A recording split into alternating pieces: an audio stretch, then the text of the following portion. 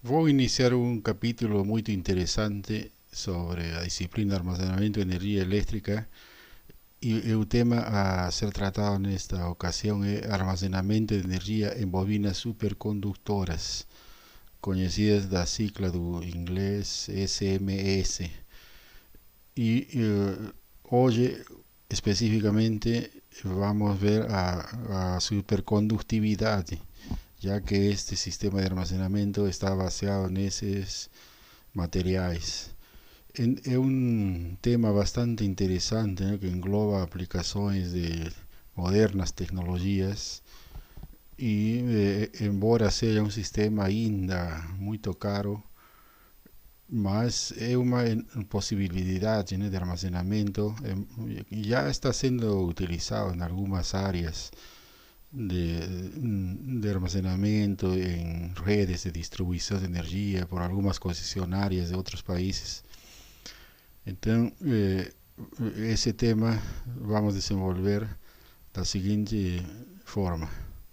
Então, os temas a seguir são sistemas SMS, a história da supercondutividade, os materiais supercondutores, definição de supercondutividade, supercondutores tipo 1, propriedades de supercondutores tipo 1, supercondutores tipo 2, correntes persistentes, que essas correntes persistentes é a base desta tecnologia de armazenamento, e aplicações da supercondutividade, e finalmente alguns exercícios, né, propostos. Então, comecemos mencionando o que é esse sistema de SMS. SMS é a sigla do inglês de Superconducting Magnetic Energy Storage, ou seja, armazenamento de energia magnética em supercondutores. É uma tecnologia baseada na capacidade que os supercondutores têm em conduzir grandes quantidades de corrente contínua, com perdas resistivas desprezíveis, dando origem a campos magnéticos bastante significativos e assim armazenar energia. Esses sistemas SMS oferecem recursos atrativos para de aplicações específicas de energia elétrica. Além disso, estes sistemas possuem como característica a rapidez de carga e descarga, grande capacidade e rendimento de armazenamento, grande densidade de potência, grande tempo de vida, medido pelo número de ciclos de carga-descarga e reduzido impacto ambiental. Por tanto, estes sistemas foram propostos em várias formas e tamanhos de maneira a poderem contribuir para um melhor desempenho da rede elétrica. Esses sistemas armazenam energia elétrica em uma bobina magnética superconductora imersa em um líquido extremamente frio, como é o nitrogênio líquido, encerrado em um reservatório com altíssimo isolamento térmico. Ou seja, necessariamente estas bobinas estão num sistema criogênico, com temperaturas abaixo de zero, para dessa forma produzir a supercondutividade.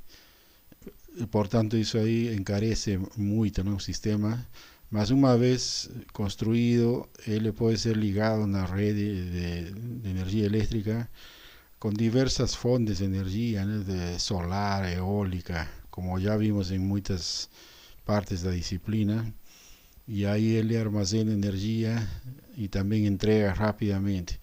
Portanto, ele deve ter um sistema também de controle similar, parecido àquele que se utiliza no flywheel, o volante de inercia. Y este sistema entrega grande cantidad de energía en pocos segundos y también él se carga rápidamente. Ahora, a energía armazenada puede permanecer mucho tiempo, ¿no? Ya que es un sistema baseado en materiales superconductores. Comencemos un pouco por definir que é a superconductividade, que é a base dessa tecnologia de armazenamento Y abordaje histórica interesante, ¿no? Para poder saber cómo fue la evolución de esa tecnología. Y podemos decir que la era de la física de baja temperatura comenzó en 1908 con ese físico, un holandés, Keike Hamerling Ones. Y él tiene un laboratorio en la ciudad de Leiden, en Holanda, y en ese año de 1908 consiguió por la primera vez a liquefacción de helio, que ferve a 4,2 Kelvin, la presión padronizada. Después de esa data, en 1911, Ones y un de sus asistentes descubrieron un fenómeno de la superconductividad al estudiar la resistividad de metales a bajas temperaturas. Entonces él y su asistente comenzaron a experimentar cómo se comportaban diversos materiales en condiciones de baja temperatura.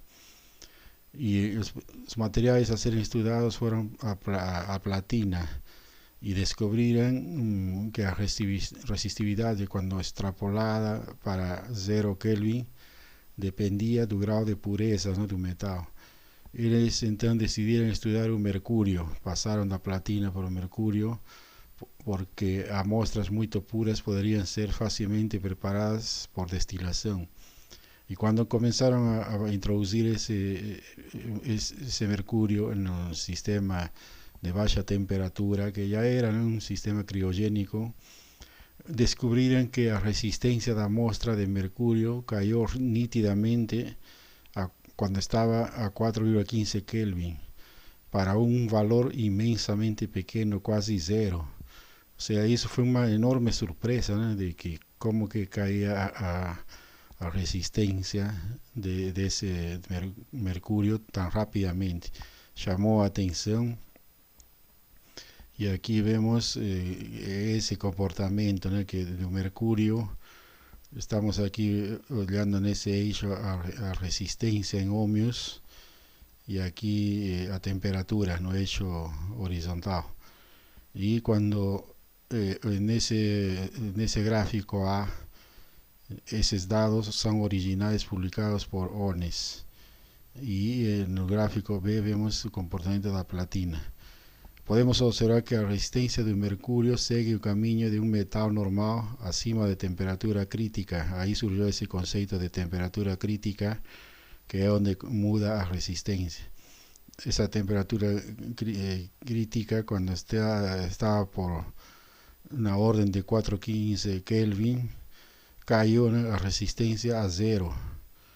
Entonces, en la platina vemos que eso no acontece, ¿no? La resistencia finita, mesmo a temperaturas muy bajas. Entonces significaba de que ciertos metales podrían tener esa característica de que con una baja temperatura, al llegar a una temperatura crítica, puede caer rápidamente su resistencia a cero. Entonces ese fue el gráfico de Ones, ¿no?, que está aquí en ese diseño. Y en 1913 ese mismo cientista recibió el premio Nobel, ¿no?, Ones recibió el premio Nobel en física por el estudio de la materia a bajas temperaturas y a la liquefacción de helio. Bueno, ahora ya pasaron muchas décadas y sabemos que la resistividad de un superconductor es realmente cero.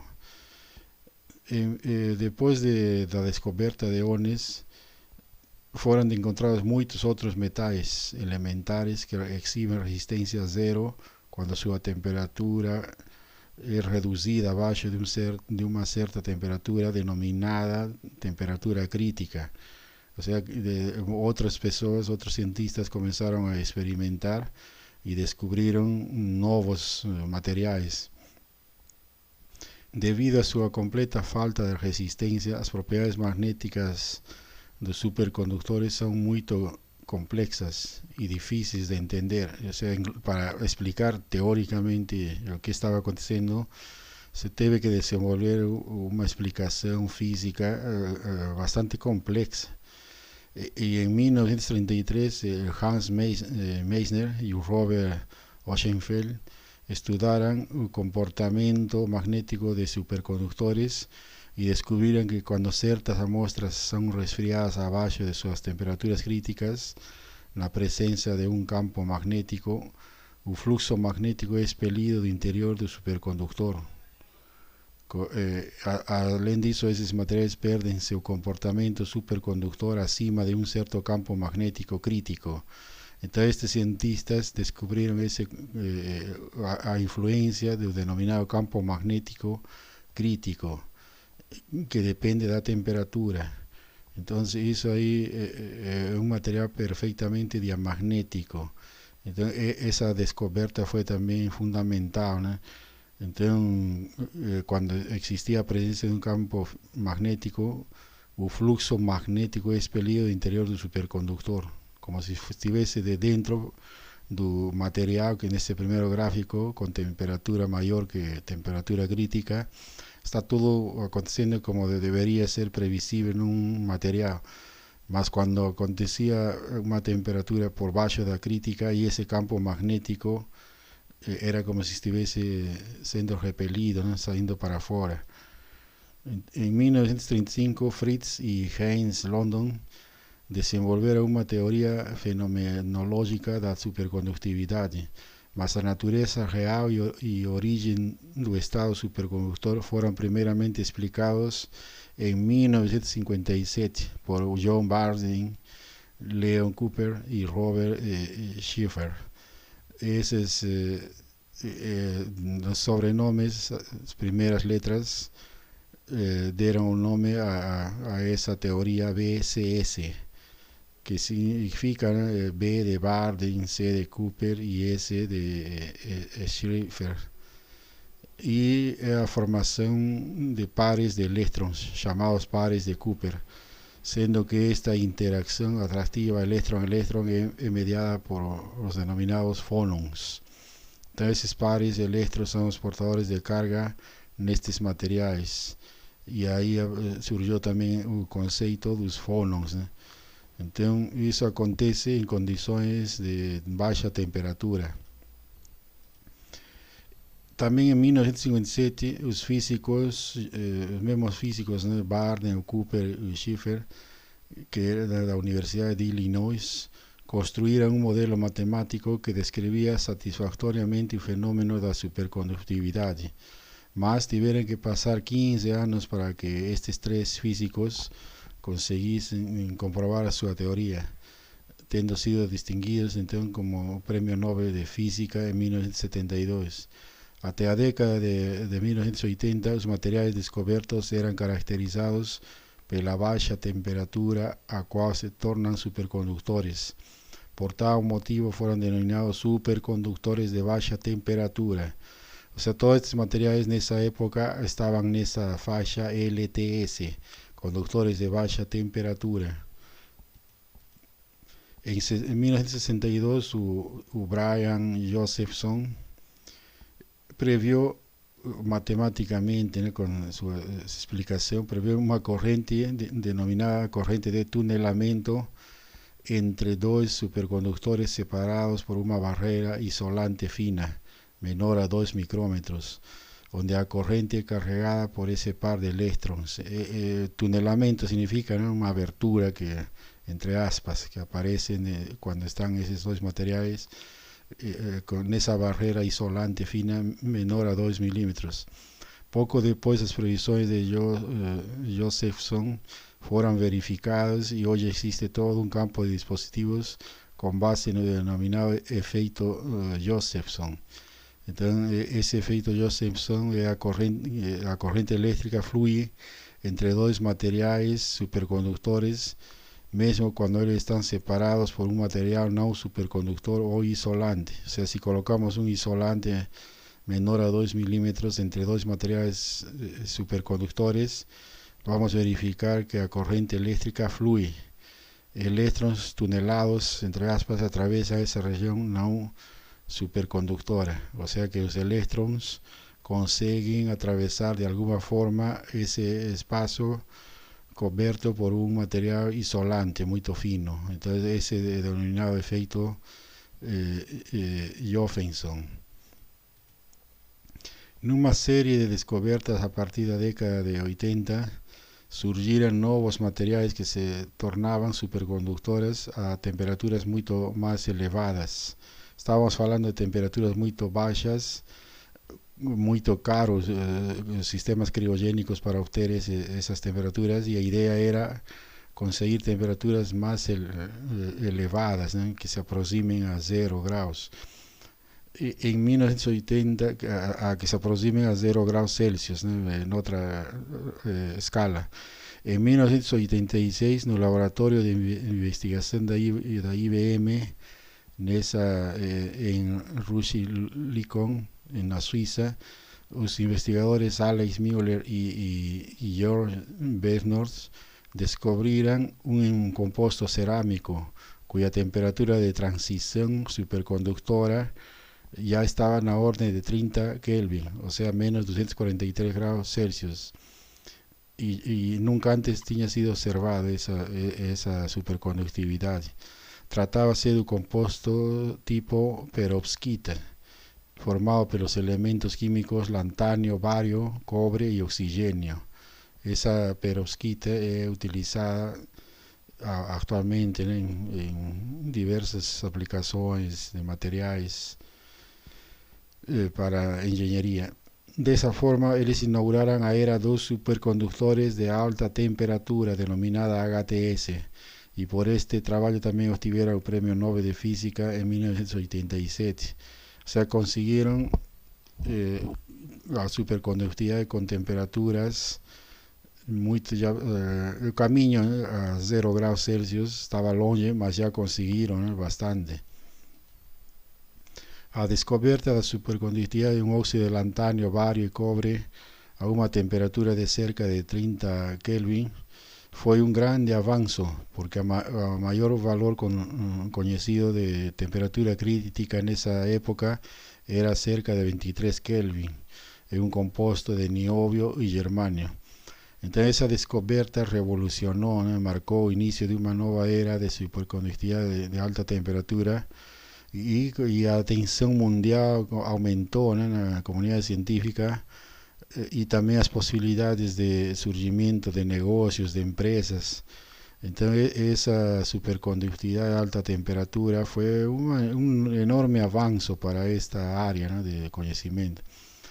E no mesmo ano de 1986, pela primeira vez na história da supercondutividade, o Paul Shu, da Universidade de Houston, conseguiu um composto cerâmico com temperatura crítica acima do nitrogênio líquido, de 77 Kelvin, abrindo enormes perspectivas para a aplicação desses materiais, pois a refrigeração com nitrogênio líquido é relativamente barata em comparação com o hélio líquido.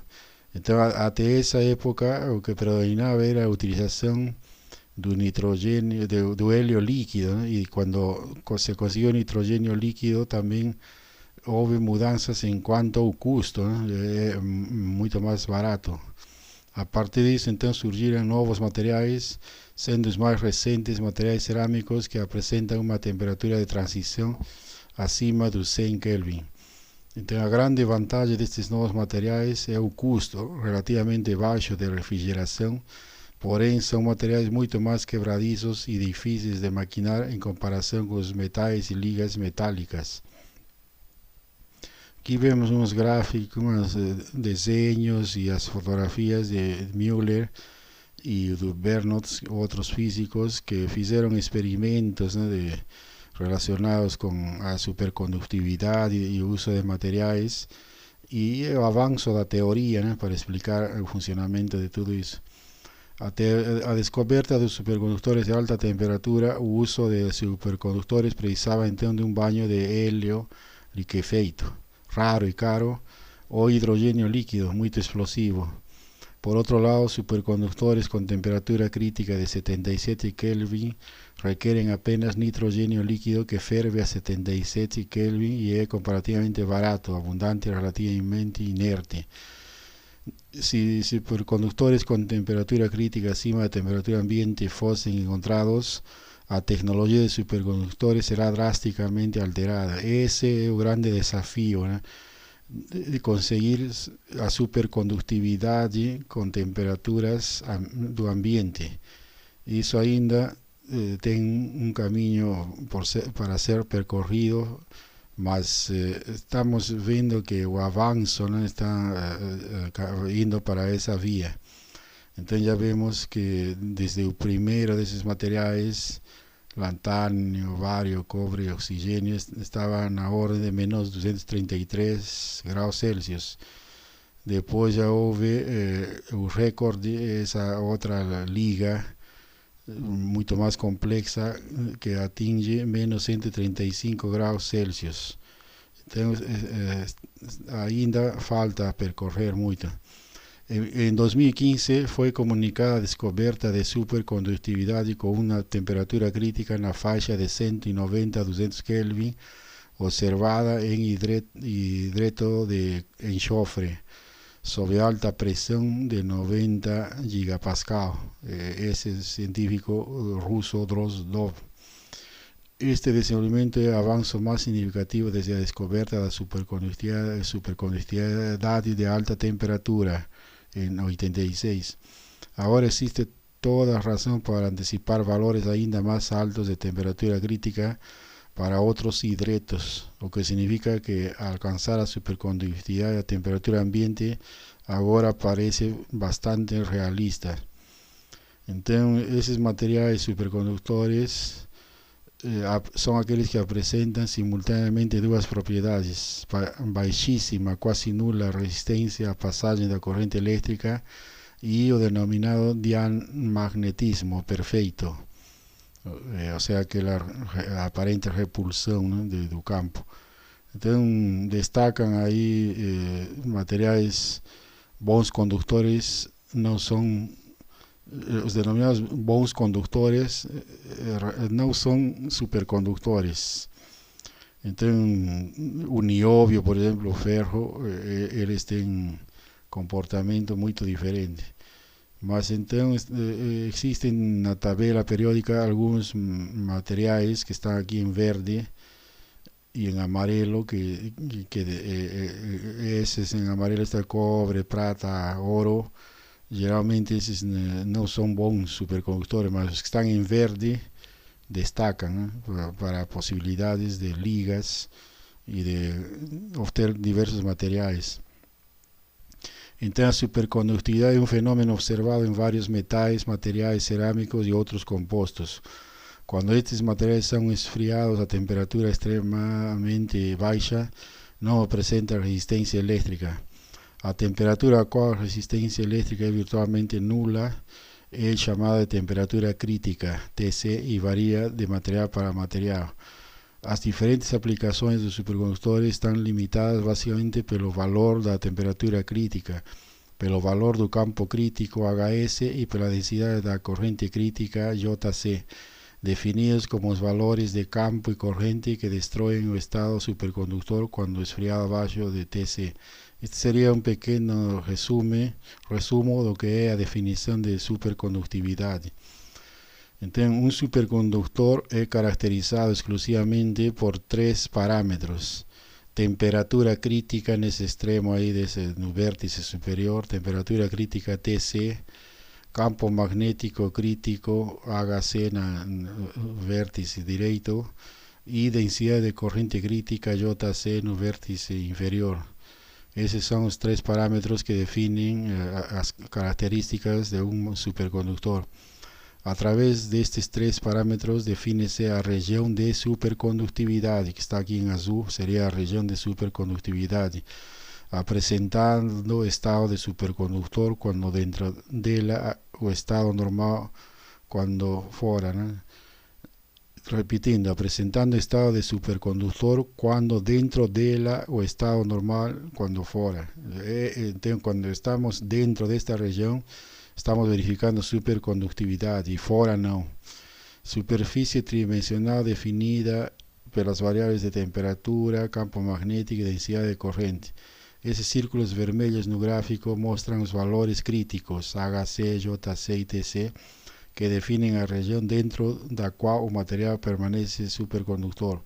Fora dessa superfície, o material estará no seu estado normal. Então existe esse comportamento dentro de uma determinada região denominada de supercondutividade. Então, as condições sobre as quais a supercondutividade existe em um determinado material podem ser descritas por meio de um diagrama tridimensional, onde a curva da superfície desta figura representa a transição entre comportamento normal fora da área e supercondutor dentro. O objetivo principal da pesquisa em materiais supercondutores desde 1911 tem sido dirigida em grande medida para expandir o volume de comportamento dos supercondutores neste diagrama. Ou seja, a ideia ao longo dos anos foi, a partir do início das pesquisas, era uma área muito reduzida de materiais e com temperatura crítica muito baixa. Com o passar do tempo, essa área foi sendo expandida. Então, este diagrama, temos o diagrama tridimensional que ilustra a superfície que separa o comportamento supercondutor em função da temperatura, o campo magnético e a densidade de corrente J. E em B, uma comparação dos diagramas JHT para esse material de nióbio e outro onde predomina o itrio bário. Então houve avanços nesses materiais supercondutores. Agora mencionemos materiais supercondutores tipo 1. Foram os primeiros a serem descobertos e são metais puros que necessitam de temperaturas extremamente baixas, abaixo de 10 Kelvin. Então esses materiais, nessa tabela está a temperatura crítica TC e campo magnético crítico VC, com temperatura 0 Kelvin. E esses materiais são supercondutores elementares. Observar aqui nessa tabela a ausência de cobre, prata e ouro, os quais são excelentes condutores elétricos em temperaturas normais, mas não exibem supercondutividade. Então aqui temos uma lista de que vai do alumínio, gálio, magnésio, índio, nióbio, enfim, até são poucos na realidade. Cada um tem sua temperatura crítica em Kelvin e o campo magnético crítico. Aqui estamos vendo em Tesla, né? Esta varia de um para outro. Esse grupo então seria os supercondutores tipo 1. Quais são as propriedades desses supercondutores tipo 1? Que na presença de um campo magnético aplicado B, o valor de temperatura crítica diminui com o aumento do campo magnético. Então aqui vemos nesse eixo vertical campo magnético em unidades Tesla e no horizontal temperatura em Kelvin. Quando o campo magnético excede o valor, excede o campo crítico VC, o estado supercondutor é destruído e o material se comporta como um condutor normal com resistência finita. Ou seja, chega a um ponto em que saem da área definida, né, de supercondutividade. Então, neste gráfico que está mostrando o campo magnético crítico versus temperatura crítica para vários supercondutores do tipo 1. Para um dado metal, o material é supercondutor em campos e temperaturas abaixo de sua temperatura crítica e se comportam como um condutor normal acima dessa curva. Então seriam as regiões de comportamento de supercondutividade. Então a magnitude do campo magnético crítico varia com a temperatura de acordo com esta expressão. Nesta expressão, esta seria a temperatura crítica em Tesla, né? O valor VC é um valor máximo a 0 Kelvin.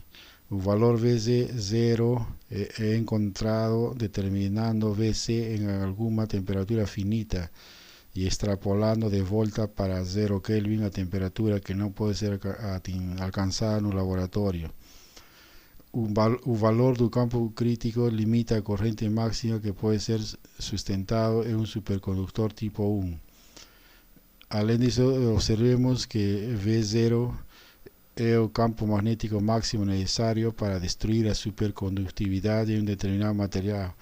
Se o campo aplicado exceder Vc0, o metal nunca se tornará superconductor a cualquier temperatura. Otra cuestión importante, en 1933 Meissner y Ochsenfeld descubriram que cuando un metal se tornó superconductor en la presencia de un campo magnético fraco, el campo fue expulso así que B llegó a cero en todo el interior del superconductor. O sea, hubo esa salida, ¿no? Entonces en ese gráfico mostramos un superconductor tipo 1 en la forma de un longo cilindro, la presencia de un campo magnético externo. En A temperatura acima de temperatura crítica, las líneas de campo penetran a muestra porque está en su estado normal. Entonces el campo magnético penetra, ¿no?, a muestra. Y en B, cuando A esté resfriada para temperatura abajo de temperatura crítica, torna-se superconductora y el campo magnético es expelido de su interior por la inducción de corrientes de superficie. Eso ya fue visto anteriormente, pero estamos reforzando, ¿no?, ese fenómeno. Entonces, esas propiedades del superconductor tipo U engloba todo eso que estamos hablando, y en un superconductor de ese tipo es más que un conductor perfecto, resistividad igual a cero. También un perfecto diamagnético, campo magnético a cero. El fenómeno de expulsión de campos magnéticos do interior de un superconductor es conocido como efecto Meissner. Y la propiedad de B igual a cero en el interior de un superconductor tipo 1 es tan fundamental cuanto a propiedades de resistencia cero y muestra el importante papel que el magnetismo desempeña en la superconductividad. Si el campo aplicado es suficientemente grande, B mayor que el campo crítico, el estado de superconductividad es destruido y el campo penetra en la muestra. Los superconductores tipo 1 entonces no permiten la penetración en su interior de campos magnéticos externos, o sea, ellos expelen el campo magnético de su interior. Y eso es el denominado diamagnetismo perfecto, o llamado efecto de Meissner. Ese efecto de Meissner es aprovechado actualmente. Como un superconductor es un diamagnético perfecto, él repele un campo magnético permanente. Entonces puede ser realizar una deslumbrante demostración del efecto Meissner haciendo fluctuar un pequeño imán permanente encima de un superconductor, atingiendo a levitación magnética. O sea, ese efecto Meissner, que es igual a diamagnetismo perfecto, es o que a fundamento do que conhecemos como levitação magnética.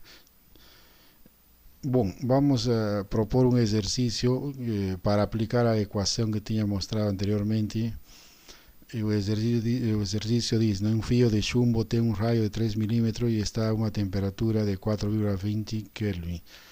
Determinar A, o campo magnético crítico en un chumbo en esa temperatura. B, a máxima corriente que el fio puede transportar a esa temperatura permaneciendo ainda superconductor. Y en C, pede repetir el cálculo de los ítems A y B considerando ahora temperatura de 3,20 Kelvin, comparar y emitir conclusiones. Entonces este ejercicio va a esclarecer la aplicación de la ecuación de campo crítico y voy a presentar en otro documento. Pasemos ahora a los denominados superconductores tipo 2.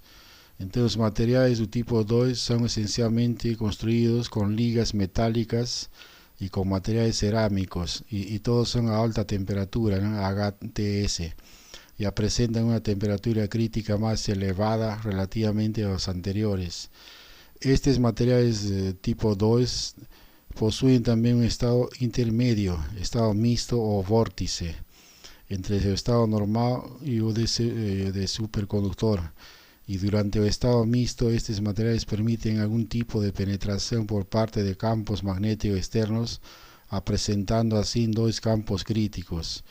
Entonces, acontece el mismo fenómeno, ¿no?, que en una temperatura crítica, una determinada temperatura crítica mucho más elevada, va a acontecer la superconductividad, más si olhamos el campo magnético, vemos aquí el tipo 2, él le va a presentar algún tipo de penetración por parte de los campos magnéticos externos. Por tanto, presentan dos campos críticos. En la década de 1950, los pesquisadores sabían que había otra clase de superconductores y por eso que llamaron de tipo 2. Estos materiales son caracterizados por dos campos magnéticos críticos, Vc1 y Vc2, y aquí en este gráfico vemos campo magnético crítico en función de la temperatura para un superconductor tipo 2. Abajo de Vc1, el material se comporta como un superconductor tipo 1. Acima de Vc1, de Vc2, un material se comporta como un conductor normal. Entre esos dos campos, un superconductor está en un estado vórtice, o sea, mixto. O sea, esa es la diferencia, ¿no?, que presenta el comportamiento entre dos campos magnéticos. Cuando el campo magnético externo es menor que el campo crítico inferior Vc1, un material es totalmente superconductor y no hay penetración de flujo, así como acontece en los superconductores tipo 1. Cuando el campo externo excede el campo crítico superior Vc2, el flujo penetra completamente y el estado superconductor es destruido, así como acontece en los materiales tipo 1. Para campos entonces situados entre Vc1 y Vc2, un material está en un estado mixto denominado de vórtice, o sea, donde acontece la superconductividad. Este nombre dado debido a redemoinhos de corrientes asociados a ese estado. O sea, cuando está la superconductividad presente en esa área, se verifica el comportamiento de corrientes en la forma de redemoinhos, por eso se llama vórtice. En esos superconductores tipo 2, las regiones de vórtice son esencialmente filamentos de material normal que fluyen a través de la muestra cuando el campo externo excede el campo crítico inferior. A medida que la fuerza del campo externo aumenta, el número de filamentos aumenta hasta el campo atingir el valor crítico superior y la muestra fica normal. Entonces en este diagrama vemos un diseño esquemático de un superconductor de tipo 2 en estado de vórtice. La muestra aquí contiene filamentos de regiones normales sin sombra, o sea, esta parte de aquí en región normal, a través de la cual las líneas de campo magnético pueden pasar. Las líneas de campo son excluidas de las regiones superconductoras. Aquí, o sea, en esas partes el campo magnético no existe. Son en esas áreas donde acontece a las regiones de superconductividad. ¿Y cuáles son esos materiales tipo 2? En la realidad son ligas, ¿no? La temperatura crítica, el campo magnético crítico superior aquí de algunos materiales están listados, como vemos son ligas.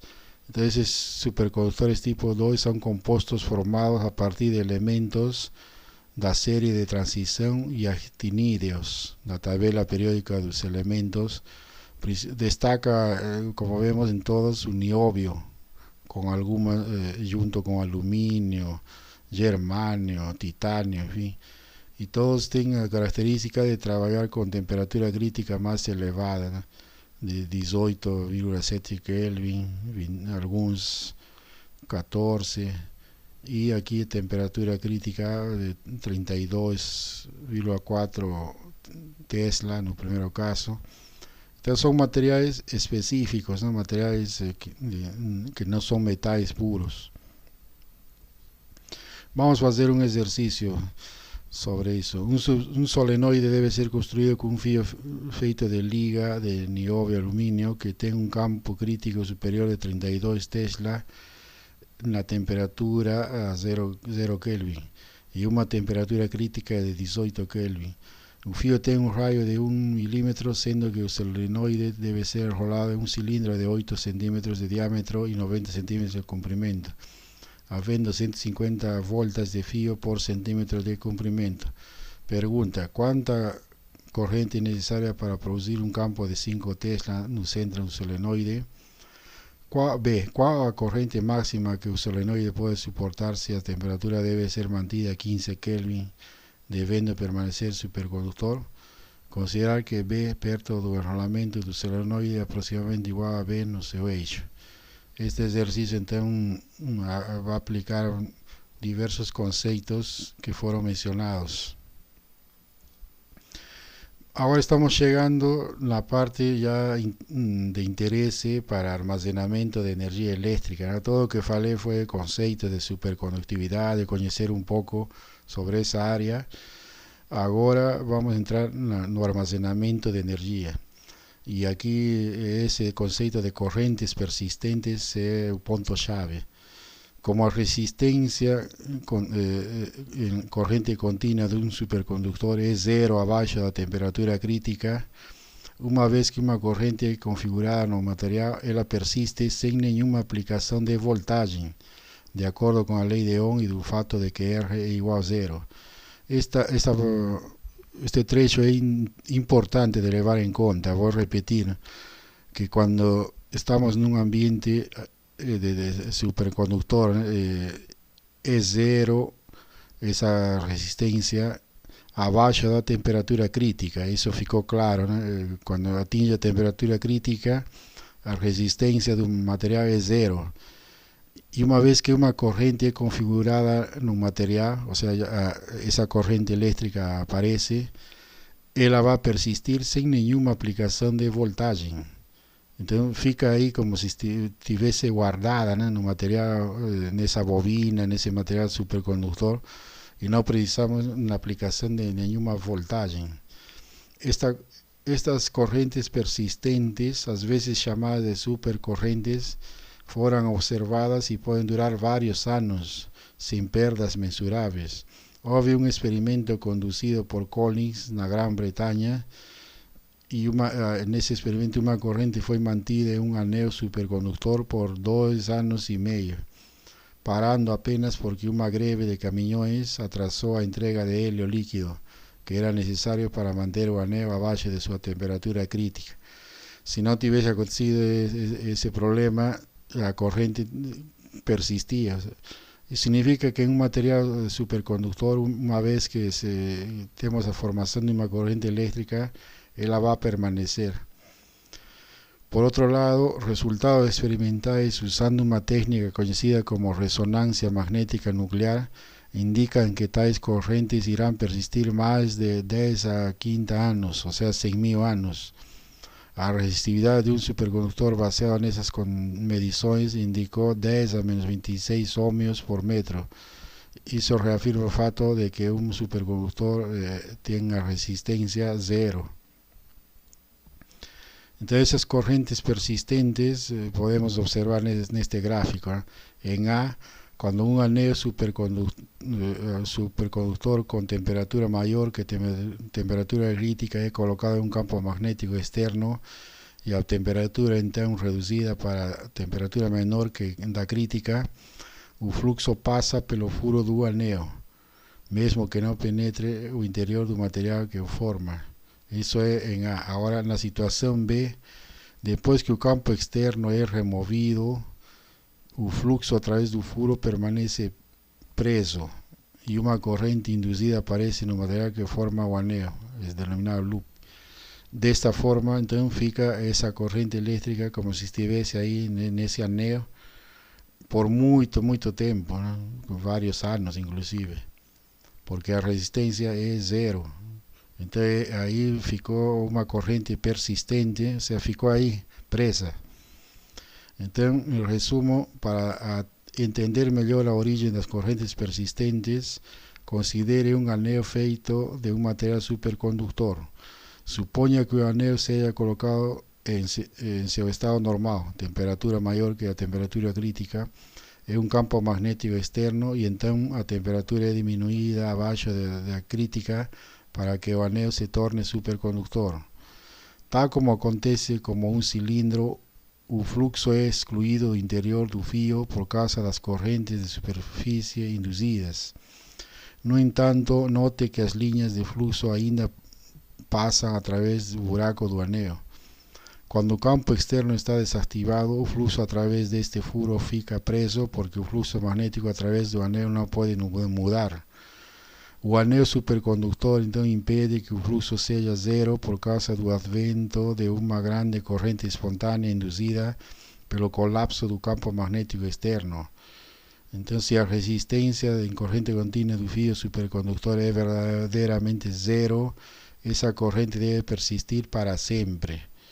O sea, a ideia de corrente persistente é eterna, uma corrente sem necessidade de uma voltagem. Aplicações desse efeito, as aplicações tecnológicas dos materiais supercondutores estão relacionadas basicamente com as 4 vantagens que eles têm sobre os condutores normais. Quais são essas 4 vantagens? Conduzem eletricidade sem perda de energia, permitindo assim criar mecanismos com rendimentos extraordinários. Outra vantagem, não dissipam calor, implicando na redução expressiva dos circuitos elétricos. Outra característica, tem grande capacidade de gerar campos magnéticos muito intensos. E última vantagem, podem ser usados para fabricar junções Josephson, as quais são chaves supercondutoras semelhantes a transistores que podem comutar 100 vezes mais rápido que os mesmos. Então, as aplicações dos supercondutores podem ser agrupadas em 2 tipos, pequena e grande escala. Muitas dessas aplicações estão relacionadas com equipamentos que utilizam altos valores de campo magnético. No primeiro grupo, na pequena escala, estão as aplicações em biomedicina, meteorologia, geofísica, processamento digital e dispositivos como sensores e detectores. No segundo grupo, a grande escala, podemos considerar aplicações como magnetos multifilamentares para diversas aplicações em física de altas energias, imagens por ressonância magnética, MRI, reatores de fusão nuclear, geradores de magnetohidrodinâmica, MHD, usinas de armazenamento de energia e magnetos para separação magnética. Das diversas aplicações de pequeno e grande porte. Há importantes aplicações sendo desenvolvidas em termos de máquinas, motores elétricos, cabos, linhas de transmissão. Entretanto, as aplicações da supercondutividade que mais estimulam a nossa imaginação por causa do fascínio que produzem são aquelas relacionadas com veículos que levitam, como por exemplo o trem chamado Maglev, um trem que utiliza a levitação magnética. Então, também existem dispositivos de SQUIT que leva a dispositivos quânticos de uma evolução da eletrônica. Então, como vemos, existem muitas possibilidades. Então, toda esta introdução é para mostrar como que é o funcionamento de um sistema SMES para armazenamento de energia elétrica. Então, que fique assim gravado pelas pessoas que estão assistindo este vídeo o conceito de correntes persistentes, que é a base dessa tecnologia. Então, se nós conseguimos uma fonte de energia elétrica externa e injetamos uma corrente em uma bobina de pequeno ou grande porte, depende da potência, vamos conseguir armazenar energia por muito tempo. E se existe um equipamento de controle que dialogue com uma rede, por exemplo, de distribuição, aí vamos conseguir entregar essa energia de acordo com os fenômenos que acontecem na rede. Bom, então tem bibliografia, alguns interessantes temas, como esse de Araújo Moreira, O Fascinante Mundo dos Materiais Supercondutores. E tem diversos artigos científicos que podem ser encontrados aí na internet, que fornecem informações mais atualizadas. Então é um tema muito interessante com a de importância de vida nesta época de onde sistemas de armazenamento são necessários. Bom estudo e muito obrigado.